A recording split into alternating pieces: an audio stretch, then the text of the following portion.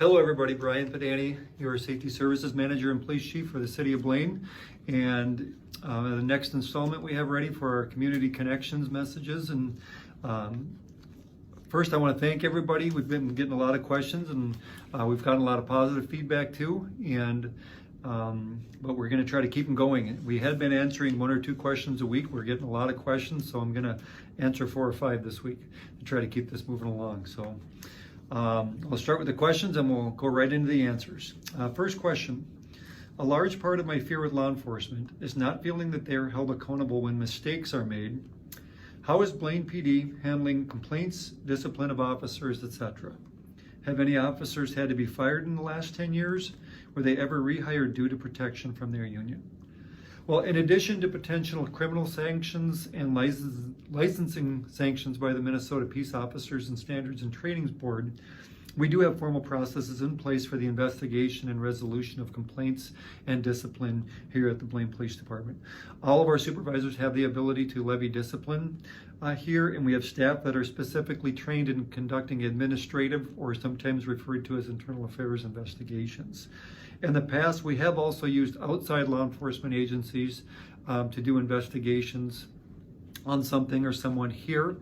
We've also regularly contract out with independent private employment investigators when allegations are brought up to ensure that impartial investigations are taking place.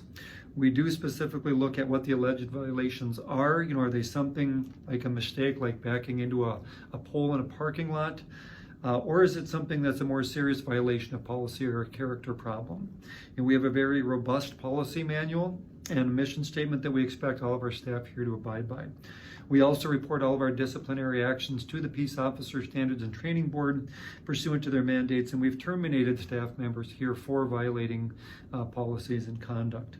We've also not rehired anyone who has been terminated back in response to that question. So we do recognize the fact that our officers are human, and humans will make mistakes, but we also believe in having standards as well. The next question, what is the city doing about the tents and homeless problem that is starting? I live by Northtown and I can see tents by Chuck E. Cheese in the parking lot and by the park of 89th and 7th.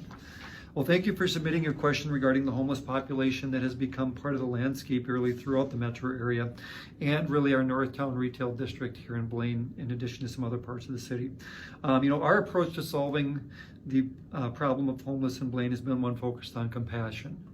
And we coordinated with Anoka County Human Services, mental health professionals, faith organizations, youth outreach groups, medical personnel, and other law enforcement agencies here in Anoka County in late 2019 and early 2020 to conduct multiple homeless outreach events that, really by all measures were very successful. We've actually been recognized and awarded through these efforts as well. The combined outreach events that we did do resulted in approximately 60 different individuals being provided with resources such as clothing, shelter, mental health support, chemical dependency support, healthcare, veterans benefits, employment, transportation, and food options to those in need. Sometimes there is an element of choice involved with people who live on our streets, and this combined with mental health or chemical dependency issues can exacerbate problems or challenges. And there's really no laws that prevent people from camping on private property. We do have some ordinance related things, but it's usually the parking lots of the businesses or the fields adjacent to local businesses, and it's incumbent on them to call us to remove unwanted people. And we respond and move them along. We'll try to provide assistance to them with any things that they may need, whether it's social service referrals or otherwise. And oftentimes this just displaces the problems and moves it to another part of our city or another city. And also it's important to note it's not legal to criminalize homelessness. These are human beings, and although there can be problems, we have to look at people's rights and freedoms as well. And so we really try to take a compassionate approach. With the COVID, the guidance that we received from the governor's office at the start of the pandemic suggested that we limit the spread of the disease by allowing people to remain where they are, rather than gather them together in shelters where transmissions becomes more likely. We continue to monitor the situation here in Blaine on an ongoing basis. We check the welfare of those that we encounter. We often provide assistance in any way we can. We offer resources to people who need them, but we also enforce the laws and ordinances that we have here in our community to try to keep everyone safe. And we're also fortunate to work hand in hand with various service providers in the area to provide resources to help those who are affected by homelessness better their situations. If you do have a specific concern and would like a police response, but please contact us by calling 911.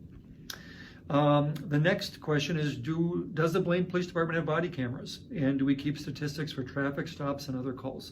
You know, we do have squad cameras, and we have body cameras. Actually, some of our squads have multiple cameras in them, not just one or two, but cameras that go completely 360 degrees around the cars. We also do have body cameras. As you can see, I'm wearing one right now. All of our patrol staff are equipped and they wear their body cameras all the time when they're out there. And we were actually one of the first agencies in the area here in the North Metro to equip our staff with body cameras. We do keep statistics that we can on traffic stops, interactions, and arrests as well. Some of that data is limited in what we can collect and what we do collect by the data that's available to us. And we do report that data where applicable to the FBI via the National Incident-Based Reporting System. So that is all tracked and reported. Next question. This was actually a good one and could provide to be a little bit productive too. Do the Blaine officers go through training on how to identify when an individual is deaf during an interaction and how to work with them during a stop?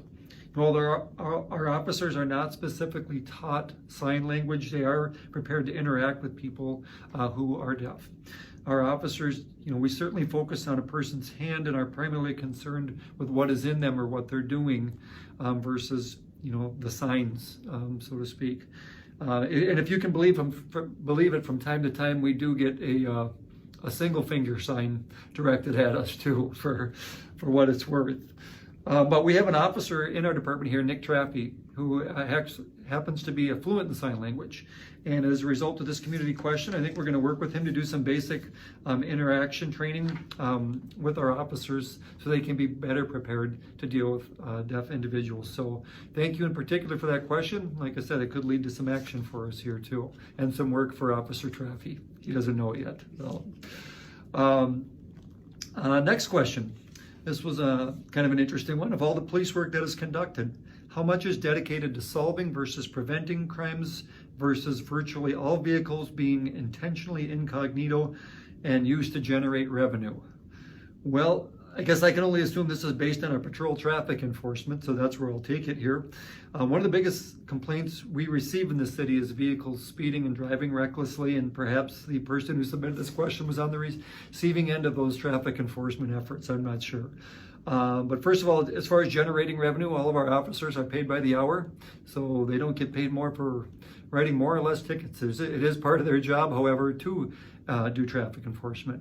The question indicated that virtually all vehicles are intentionally incognito. In our patrol division, we have 30 marked cars in the fleet.